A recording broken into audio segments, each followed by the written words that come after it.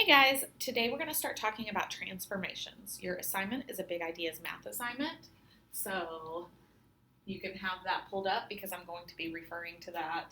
So the big ideas assignment is called translations assignment. So that's your first assignment, but we're going to start talking about transformations today. So with a transformation is just taking a shape and moving it. You can slide it, you can flip it, you can rotate it. Um, it's a change in position, shape, or size. The pre-image is the original figure, and then the image is the result after you do the transformation. So an isometry or rigid motion means that the figure does not change size. They are congruent to each other. Okay, so you've got three basic transformations. There's the slide, there's the flip, and then there's the turn.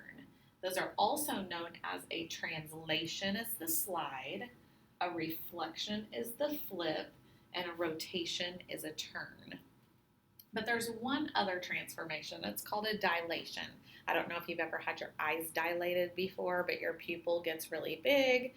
So it just takes the exact same shape and either shrinks it or enlarges it. So that's the fourth transformation.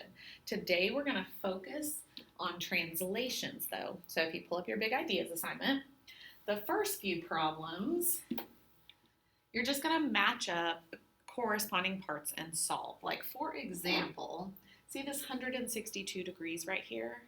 That corresponds with the 3W. So to solve for W, you will do 3W equals 162, divide by 3, and solve for W. To get R, see how the R corresponds with the 100? So R is just 100. No solving there. See the S? What does the S correspond with? The 8, so S would equal 8. And then finally, the bottom here, 10 equals 2t. You will have to solve for t, so you'll divide by 2. So that's how that works. So number 1 and 2, you're going to do that. Just match up those corresponding parts and solve. Here you're going to decide, could I take that figure and fold it in half and it lay exactly on top of itself? So that's what you're going to decide here. And here, could you fold it in half and it lays exactly on top of itself? And here, and here. Number 7, hopefully you know this. What happens when you do a negative x? It just becomes a positive x. Okay, here's where we're going to start talking about the translations. So this right here just means if I start with my x and y coordinate in the coordinate plane, then I'm going to take that coordinate and I'm going to subtract 8, and I'm going to add 4. So here, right here is where I'm going to start. I'm going to start with -1, 5. So my x coordinate I'm going to do first. So I'm going to have -1 minus 8, which would be -9. And then I'm going to have 5 as my y. So 5 plus 4, which is 9, and that's your answer. So that's how you do those. For graphing, let me show you how to graph. So we'll start by graphing the original triangle. So remember, the first number goes right or left, and the second number goes up or down. So I'm going to start by graphing D at 2, 5. So I would go to the right 2 and up 5 and put a point. And then 6, 3, so to the right 6, up 3 and put a point. And then 4, 0, so over 4, don't go up or down any. And then I'm going to go ahead and click on that final dot so that I can create my triangle.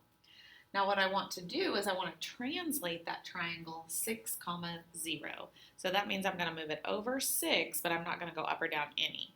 So you just take each one of those points and go to the right 6, because I'm going over 6, not up or down any. So this point, 1, 2, 3, 4, 5, 6. This point, 1, 2, 3, 4, 5, 6. This point, 1, 2, 3, 4, 5, 6. And then finish out your triangle, and that would be your answer. Okay, so you have another one you have to graph. Now this one you would move it to the right 5 and down 1. So 5 comma negative 1. And then this one you'd move it to the left 3 and down 7. And then this one to the left 2 and down 4. So you have quite a bit of graphing. This one, what would you have to do from negative 3 to get to 0? What would you have to do? Well, I would just have to add 3, so that would be a positive 3. What would you have to do? Add to 6 to get 1. Well, you would have to subtract 5. I hope that makes sense. So you'd subtract 5 and then you get 1. So you just have to decide, how did I get from one to the other? All right. Here we're going to describe this rule. So let me show you how this works. So I want to go from the blue figure, L and N, to the red figure. So what do I have to do to this L to get to this L? Well, my x coordinate goes left or right. So with my x's, I'd have to go to the left, 1, 2, 3, 4, 5. So my x coordinate, I'm subtracting 5, so x minus 5. And then my y coordinate, I'm going up 2. So my y, I'm adding 2. So that's how that works. So I just pick one point and then go and see what you have to do to get to the other point. Okay, this one. So this is the image and I want the pre-image. So this one you have to do, oh, no, just kidding. You're just gonna plug it in. Let me check. I think you're just plugging it in. Yeah, so I would just take 2 and plug it in for x. So 2 minus 8 would be negative 6. And 6 plus 4 would be 10. So you're just gonna plug it in to find that image. Okay. Oh, now it's gonna load. Darn. I shouldn't have done that. So it takes a minute to load. It's gonna be slow. There it goes. Okay. So like this one, you would just plug in. So I would plug 4 in right here. 4 minus 8 would be negative 4. And negative 3 plus 4 would be 1. Okay. So just plug it in. You've got some more that you have to graph. So same type of thing. I'll go ahead and do this one with you. So you're going to graph your point, negative 2 comma 3, negative 2 up 3, and then 1 comma 2 over 1 up 2, and then 3 negative 1, 3 negative 1, and then we're going to complete that triangle. Now I want to take my x coordinate and add 4, and then my y coordinate and add 6. So I just pick a point. I'm going to go to the right 4, 1, 2, 3, 4, and then up 6. 1, 2, 3, 4, 5, 6.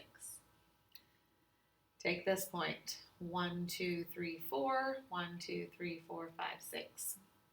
And then this point. 1, 2, 3, 4, 1, 2, 3, 4, 5, 6.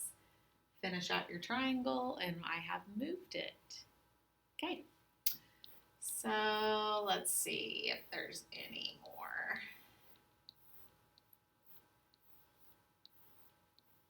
Okay, these you're just seeing where you move, what you have to do to move it again. So I'm going to start with the blue one, go to the red one, and then go to the green one. And that's it. If you have any questions, let me know. Thank you.